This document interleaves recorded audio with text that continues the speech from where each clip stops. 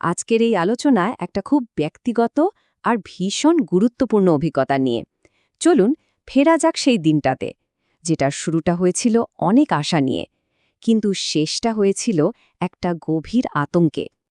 দেখুন, যে কোনো মানুষের জীবনেই প্রথম ভোট দেওয়ার দিনটা তো এমনই স্পেশাল আর মনে রাখার মতো হওয়ার কথা, তাই না? আমারও দিনটা ঠিক এইভাবেই শুরু হয়েছিল, অনেক উত্তেজনা আর গর্ব নিয়ে। আমার প্রথম ভোটের সকালটা আর ৫টার সাধারণ সকালের মতো একদমই ছিল না। চারিদিকে একটা উৎসব উৎসব ভাব, আর আমার মনেও অনেক আশা, অনেক আনন্দ। চলুন একটু মনে করে দেখি সেই উৎসবের পরিবেশটা ঠিক কেমন ছিল। ভাবুন তো একবার, নিজের গণতান্ত্রিক অধিকারটা জীবনে প্রথমবার কাজে লাগাচ্ছি। এই ভাবনাটাই আমার মনে একটা অন্যরকম গর্ব এনে দিচ্ছিল। মনে হচ্ছিল, হ্যাঁ, দেশের জন্য আমারও একটা দায়িত্ব আছে, আর সেই দায়িত্বটা পালন করার সুযোগ পেয়ে আমি সত্যিই খুব উত্তেজিত ছিলাম। বাড়ি থেকে বেরোনোর সময় মা একটু চিন্তা করছিলেন, আর আমি বেশ আত্মবিশ্বাস নিয়েই তাকে এই কথাটা বলেছিলাম। এই হালকা মেজাজটাই আসলে বলে দেয় যে পরিস্থিতিটা কতটা স্বাভাবিক আর নিরাপদ মনে হচ্ছিল। কে জানতো বলুন, এই ধারণাটা একটু পরেই পুরো ভেঙে যাবে। আর সত্যি, বাড়ি থেকে বেরিয়ে দেখি এক অসাধারণ দৃশ্য। চারদিকে যেন একটা পরব লেগে গেছে। অনেকে নতুন জামাকাপড় পরেছে, চেনা পরিচিতদের সঙ্গে দেখা হচ্ছে, হাসাহাসি, গল্প, সব মিলিয়ে দিনটাকে গণতন্ত্রের সবচেয়ে বড় উৎসব বলেই মনে হচ্ছিল। কিন্তু এই উৎসবের আমেজটা বেশিক্ষণ থাকল না। যা আমি ভেবেছিলাম, যা আমি আশা করেছিলাম, তার কিছুই হলো না। হঠাৎ করে সবকিছু এমনভাবে বদলে যেতে শুরু করল, যা আমার কল্পনারও বাইরে ছিল।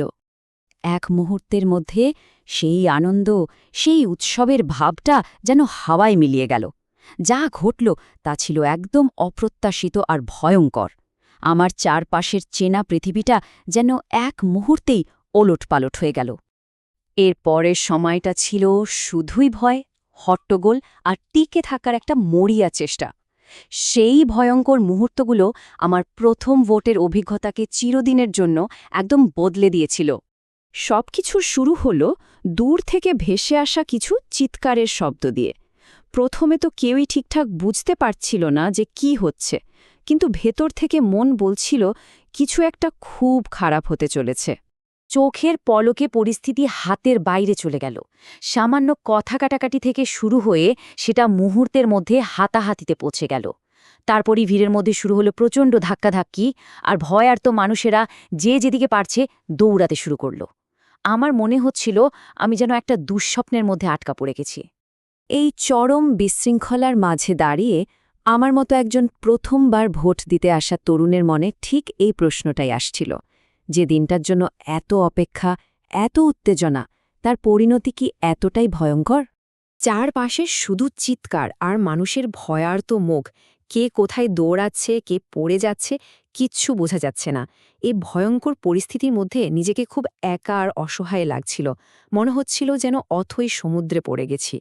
তখন আর ভোট, অধিকার বা দায়িত্ব কোনো কিছুই মাথায় ছিল না। মনের মধ্যে তখন একটাই প্রশ্ন, একটাই ভয়, আমি কি নিরাপদে বাড়ি ফিরতে পারব? এই ভয়ঙ্কর অভিজ্ঞতাটা আমাকে একটা কঠিন কিন্তু খুব জরুরি শিক্ষা দিয়ে গেল। এই শিক্ষাটা হয়তো কোনো বই পড়ে শেখা যায় না। এটা ছিল একেবারে বাস্তবতার মুখোমুখি হওয়ার এক নির্মম পাঠ। কোথায় গেল আমার নাগরিক অধিকার প্রয়োগের স্বপ্ন?